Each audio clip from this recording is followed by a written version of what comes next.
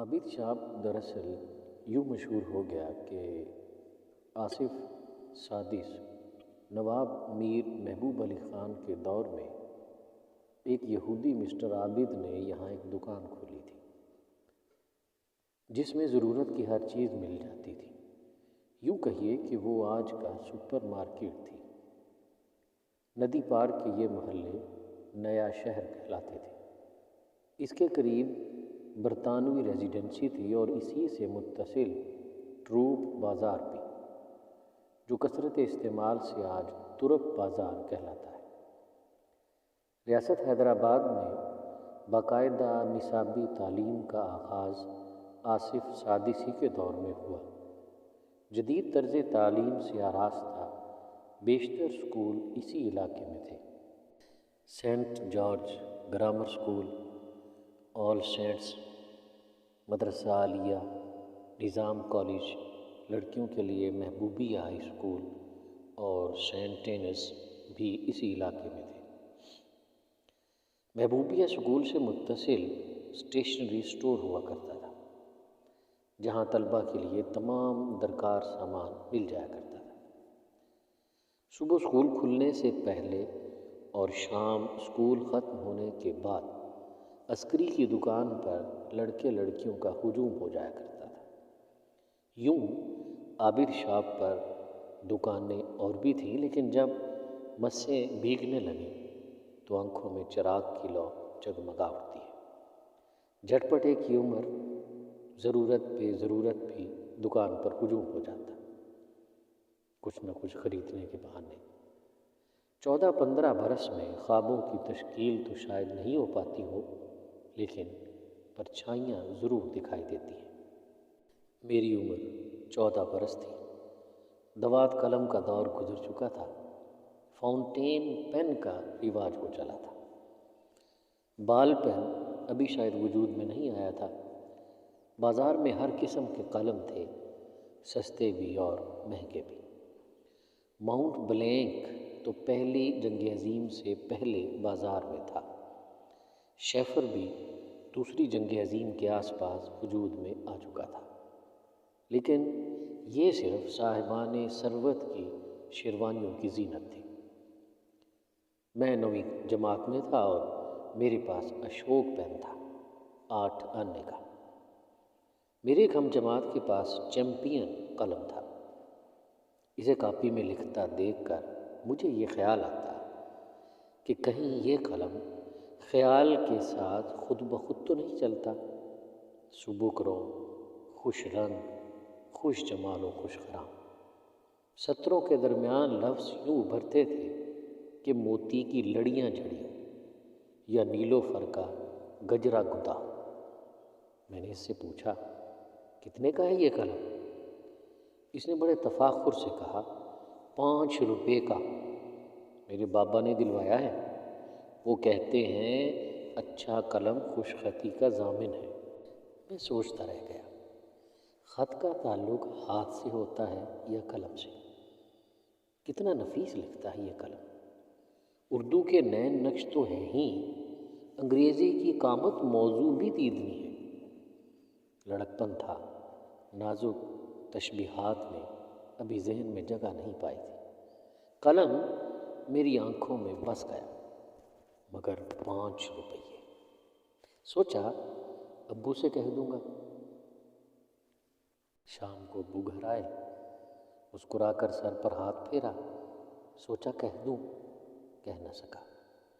سوچا اماں سے کہہ دوں، اماں کہیں گی تیرے ابو سے کہہ کر دلوا دوں گی۔ اماں ہمیشہ یہی کہا کرتی تھی، لیکن شاید بھول جاتی تھی۔ میرے ساتھ ہمیشہ ایسا ہوا ہے کہ میں کسی فکر میں غلطا ہوں اور کوئی چپکے سے میرے اندر کہہ جاتا ہے، اسے ایسا کر لو، اور پھر وہ مشکل حل ہو جاتی ہے۔ اس رات بھی کسی نے چپکے سے کہا، کسی سے کہنے کی کیا ضرورت ہے، یہ تو تم بھی کر سکتے ہو۔ پھر حل نکل آیا۔ مجھے روزانہ 1 آنا جیب خرچ ملا کرتا تھا، تانبے کی اکنی۔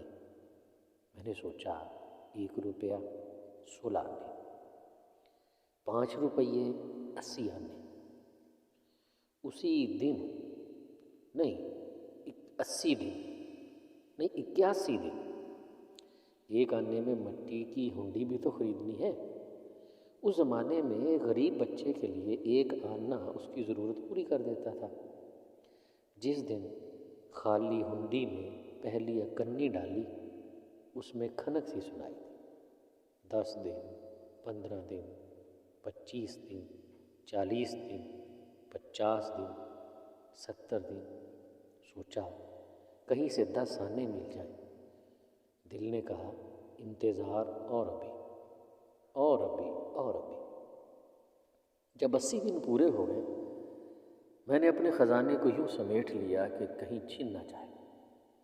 पूरे 5 रुपये मैंने इन अकन्नियों के नोट बनवा लिए, 1-1 रुपये के 5 नोट। दूसरे दिन जब स्कूल से छुट्टी हुई तो मेरे पाँव ज़मीन पर नहीं थे। मैं तेज़ तेज़ कदमों से अस्करी की दुकान पर पहुंचा। कहा मुझे चैम्पियन चाहिए। मेरे बराबर में एक लड़की खड़ी थी, 9-10 बरस की रही होगी। लड़कियां बेल की तरह बढ़ती चली जाती हैं, फिर ठहर जाती हैं, शायद किसी के इंतज़ार में। उम्र का अंदाज़ा नहीं होता। चेहरे पर गज़ब की मासूमियत थी, धुली धुली सी, बड़ी बड़ी गुलाफी आंखें। मैंने सोचा ये आंखें पहले भी कहीं देखी है। याद आया किसी मुसव्विर ने वहशी हिरन की तस्वीर बनाई थी, उसकी ऐसी ही आंखें थी। इन आंखों पर झुकी हुई पलकें जैसे यकीन पर गुमान का धुंध लगा। मुबाफ से बंधी हुई 2 चोटियों में से एक आगे को पड़ी हुई और दूसरी पीछे। अस्करी ने डब्बा दिखाया। कई कलम थे मुख्तलिफ रंगों और डिज़ाइन के। एक कलम मुझे बहुत अच्छा लगा, जैसे मेरे लिए बना। मेरा हाथ बढ़ा। अभी मैंने कलम को छुआ ही था कि किसी हाथ ने मेरे हाथ को छू लिया। उसने नज़रें उठाकर मुझे देखा। मैंने हाथ हटा लिया तो उसने भी हाथ खींच लिया। अस्करी ने कहा इस रंग और डिज़ाइन का एक ही कलम है, आप दोनों में से कोई ले लें। मैं दूसरा ले आऊँगा तो ले लेना, या फिर कोई और कलम चाहो तो ले लो। मैंने अस्करी से कहा इन्हें दे दीजिए, मैं फिर ले लूँगा। इसने कहा तो कुछ नहीं, मगर यूँ देखा जैसे कह रही हो तुम ले लो। मैं पीछे हट गया और लौट गया। जब तक स्कूल में रहा अस्करी की दुकान पर जाया करता। अस्करी पूछता वो कलम दे दूँ? मैं कहता वो नहीं आई। अस्करी कहता आई थी। मैंने कलम दिखाया तो कलम को छुआ। पूछा वो आए थे? मैंने कहा हाँ। कह गए आप आएँ तो दे देना। उन्होंने कलम को छुआ और लौट गए। फिर कहा आप दोनों एक दूसरे को जानते हैं? मैंने आहिस्ता से कहा पहले कभी मिले तो नहीं, लेकिन शायद जानते। अस्करी मुझे हैरत से देखता रह गया। तालीम ख़त्म करके मैं एयरफोर्स में चला गया। ट्रेनिंग के बाद मेरी पोस्टिंग पठानकोट हो गई। ऊंची ऊंची परवाज़ें, आसमान कहता आओ, मेरी आगोश खुली है। ज़मीन कहती तुम चाहे जितनी ऊंची परवाज़ करो मगर तुम मेरे फर्जंद हो। आगे तो मेरी ही आगोश में। ऊंची परवाज़ों से देखने में ज़मीन का हुस्न दोबाला दिखाई देता। इसके ज़ेरो ज़बर, बलखाती नदियों, चाल, पहाड़ी पगडंडियों पर खुश रंग मलबूस रची हुई कतार दर कतार दोशीज़ाएँ, जैसे सब्ज़े पर बेर बूटियाँ, जैसे ज़मुर्रदी फर्श पर याकूत। 31 दिसंबर की शाम थी। रात मेस में नए साल की तकरीब थी। एयरफोर्स का मेस आज के पुरशिकोह क्लब से कुछ कम नहीं हुआ करता था। میں تقریباً 19 برس کا تھا۔ نیلے سورج کا سوٹ پہن کر جب میں نے آئینے میں خود کو دیکھا تو جانے کیوں خیال آیا کہ حسن اور وجاہت کا ایک تعلق معیشت سے بھی ہے۔ حسن تو فیاض قدرت کی عطا ہے، لیکن فاقہ کشی حسن چھین لیتی ہے۔ تیار ہو کر میں کینٹین کی طرف چل پڑا۔ ملٹری کینٹین میں ضرورت کی ہر چیز مل جاتی ہے، بازار سے سستی، کیونکہ اس پر کوئی ٹیکس نہیں لگتا۔ میں شوکیس دیکھتا ہوا گزر رہا تھا کہ میری نظر شیفر پین پر پڑی۔ گہرا سبز قلم، اوپر چمکدار سنہرا کیپ، کلپ پر سفید ابھرتا ہوا نشان۔ سیلز مین نے کہا، سر شیفرز کینٹین میں پہلی بار آیا، دیکھیے تو۔ اس نے قلم سامنے رکھ دیا۔ کیس بھی بہت خوبصورت تھا۔ پوچھا کتنے کا ہے؟ کہا سر صرف 50 روپے کا، امریکہ کا بنا ہوا ہے۔ میں نے پوچھا اور بھی کچھ نئی چیزیں آئی ہیں؟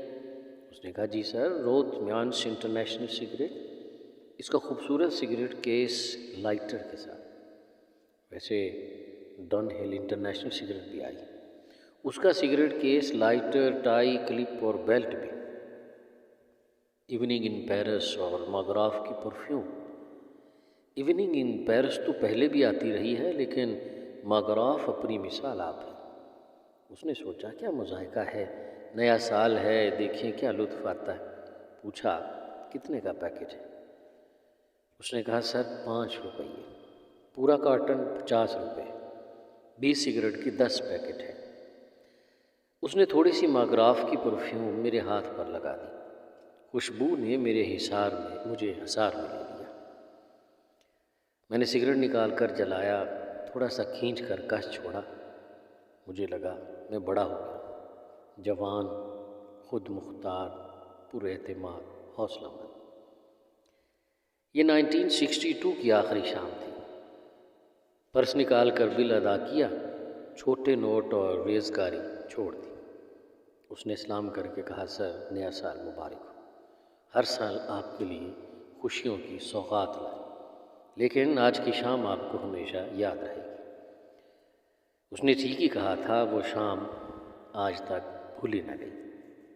ہمیشہ ساتھ نبھانے کا وعدہ کرنے والے بچھڑ گئے، لیکن روتھ مینس، شیفرڈ اور ماگراف آج بھی میرے ساتھ ہیں۔ 9 سال مکمل کر کے میں ایئر فورس سے نکل آیا۔ میرے پاس سب کچھ تھا، لیکن مجھے لگتا تھا کچھ کھو گیا۔ میں خود کو ادھورا محسوس کر رہا تھا۔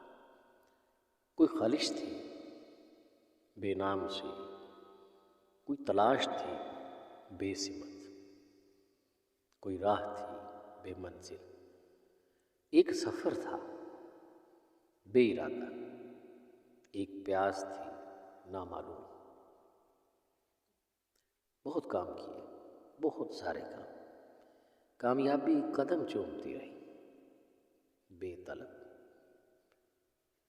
1969 سے 1983 تک کیا گزری، کتنے پرخار وادیوں میں آبلہ پائی مقدر ہوئی، تلاش آب میں کتنے سراب نظر سے گزری، روشنیوں کے کتنے جنگلوں نے تاریکیوں کا لبادہ اوڑھ رکھا تھا، نقاب اندر نقاب کتنے بے چہرہ لوگ دکھائی دیے، بینائی کے کرب سے کیسے گزارا کیا۔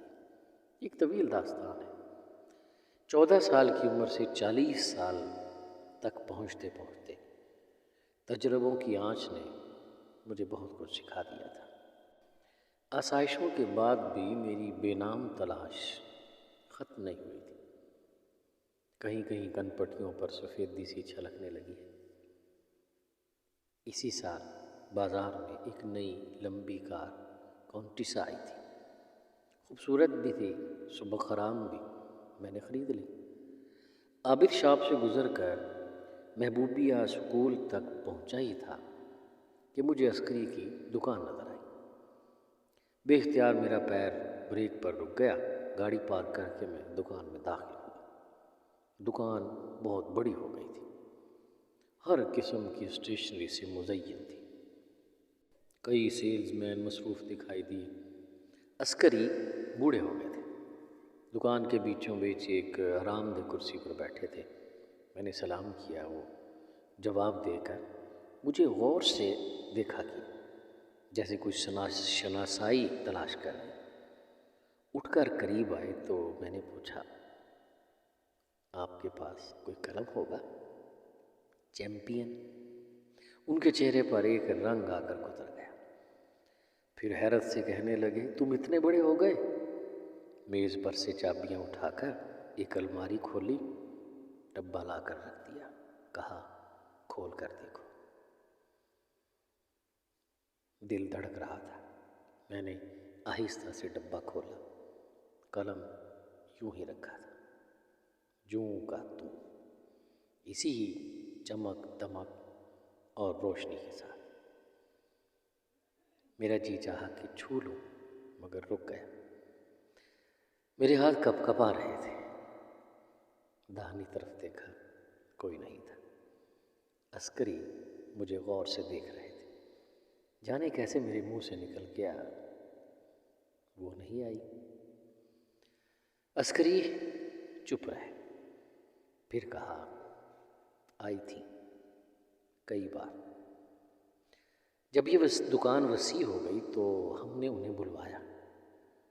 میں نے یہی قلم پیش کیا، اس نے آہستہ سے چھوا بھی، پھر ڈبہ کو بند کر دیا۔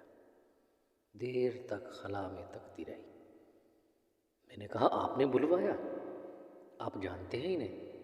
کہاں مل گئی آپ کو؟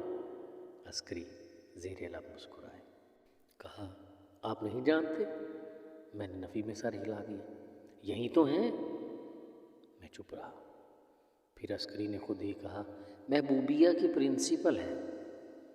میں مہر پلک تھا۔ وہ کئی بار آئی، جب کالج میں تھی تب بھی۔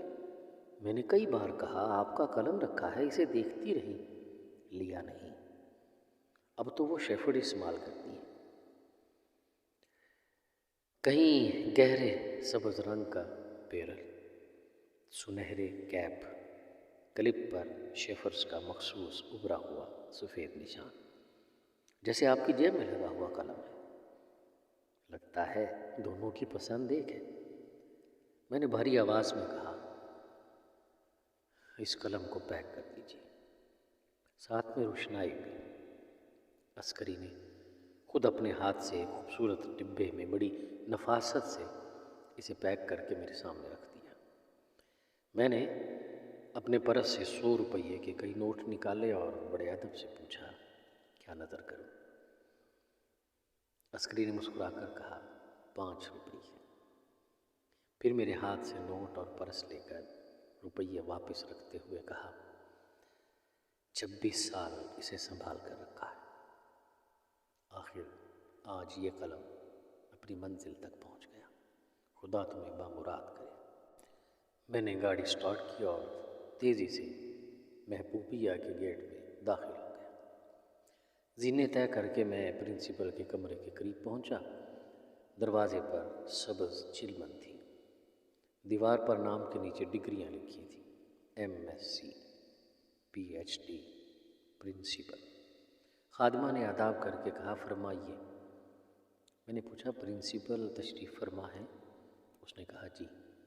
میں نے اپنا وزٹنگ کارڈ اسے دیا۔ واپس آ کر اس نے چلمن ہٹا کر کہا، تشریف لائیے۔ میں نے سوچا، ابھی محبوبیہ اسکول میں قدیم تہذیب باقی ہے۔ وسیع کمرے میں آبنوسی میز کی دوسری طرف وہ میرے روبرو تھی، چہرے پر وہی معصومیت، دھلی دھلی سی، بڑی بڑی غلافی آنکھیں، مصور کی تصویر میں وحشی ہرن جیسی آنکھیں، وہی جھکی جھکی سی پلکیں، جیسے یقین پر گمان کا دھند لگا۔ بس اتنی سی بدل گئی تھی کہ مباف سے بندھی ہوئی 2 چوٹیاں ایک ہو گئی تھیں اور وہ آگے کو بڑھی تھیں۔ شاہد علم کا وقار تھا یا اپنے آپ کی تمکنت؟ چہرہ روشن روشن سا تھا، کچھ لکھ رہی تھی۔ نظر اٹھی تو بے اختیار کھڑی ہو گئی۔ ہلکے سے گردن کو خم کر کے کرسی کی طرف اشارہ کیا، مجھے دیکھا، نظر چکا لی، پھر نظر اٹھائی، جیسے کسی بھولی بسری یاد کو سمیٹ رہی ہو۔ مجھے تو وہ چہرہ مل گیا تھا، لیکن شاید وہ میرے چہرے میں کسی چہرے کو تلاش کر رہی تھی۔ گھنٹی دبائی، خادمہ آئی تو اسے کوئی اشارہ کیا، وہ الٹے پاؤں لوٹ گئی۔ میں نے کہا، آپ کے لیے ایک تحفہ لایا ہوں، امید ہے آپ کو پسند آئے گا۔ یہ کہہ کر میں نے پیکٹ اس کی طرف بڑھا دیا۔ اس نے سامنے رکھ تو لیا، لیکن تذبذب آشکار تھا۔ میں نے نرم لہجے میں کہا، دیکھ تو لیجئے، شاید آپ کو اس کی تلاش نہیں ہو۔ اس نے پیکٹ کھولا۔ جیسے ہی قلم پر اس کی نظر پڑی، اس نے حیرت سے مجھے دیکھا۔ خاموشی ہم دونوں کو تہ در تہ گھیر رہی تھی، اپنے راگ بکھیر رہی تھی، جیسے ستار کی لرزش، جیسے وائلن بلک رہا، جیسے سرنگی رو رہی ہو، جیسے شام ڈھلے بانسری کا 7واں سر، جیسے اساڑ کی چاندنی میں برفیلی پہاڑوں سے اترتی ہوئی چاند کی کرنوں کی راگنی، جو بہتی ندی کے کنارے تھم کر سسک رہی ہو۔